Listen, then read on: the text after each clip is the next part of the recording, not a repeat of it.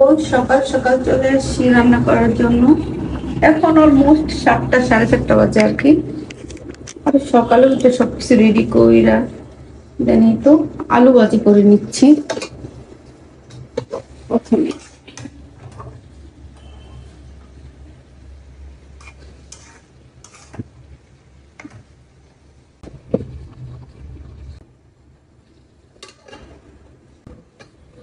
প্রথমে আলু ভাজি করতেছি আর এখন রুটি বানাবো।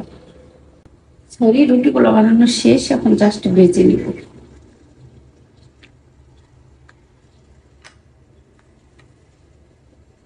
নেত্রকোনার বাসার কিচেন গুলা একদমই ভালো না, মানে তাক থাকেই না, ধরতে গেলে জাস্ট একটু চুলার তাক থাকে আর একটু বেসিং এর, এই তো। মানে অনেকগুলা বাসা দেখছি কিন্তু মিলে চিলে পাওয়া যায় না। কি একটা অবস্থা রে ভাই, নেত্রকোনার মানুষদের কোনো রুচিই নেই, মানে রান্নাঘরের যে একটাই থাকে সেটাই বোঝে না, মানে চাপকি মার্কা আর কি। তো যাই হোক, এই তো সকালে নাস্তা বানিয়ে নিচ্ছি আমি সুন্দর করে, সাথে একটা ডিম ভেজে নিব।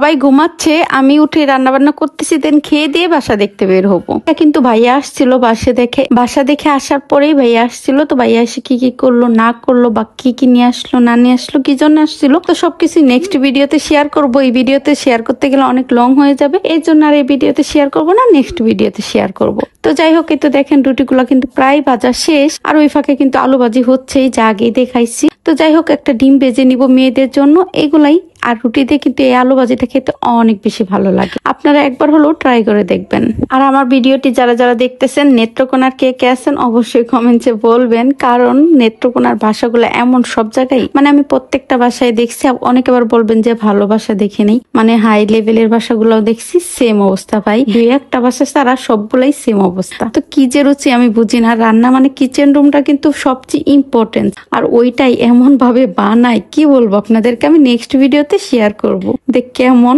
তো যাই হোক, এই তো রুটিগুলা কিন্তু ভাজা অলমোস্ট শেষ। এখন জাস্ট একটা ডিম ভেজে নিব। এই তো রুটিগুলো ভাজা শেষ। আর এইদিকে এই যে ভাজিটাও হয়ে গেছে, একটু তেল দিয়ে দিব, ভেজে ফিরে আসতেছি। এই তো ডিমটাও ভাজা শেষ অলমোস্ট।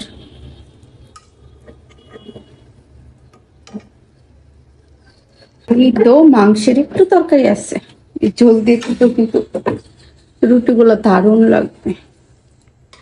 একটু গরম করে নিব।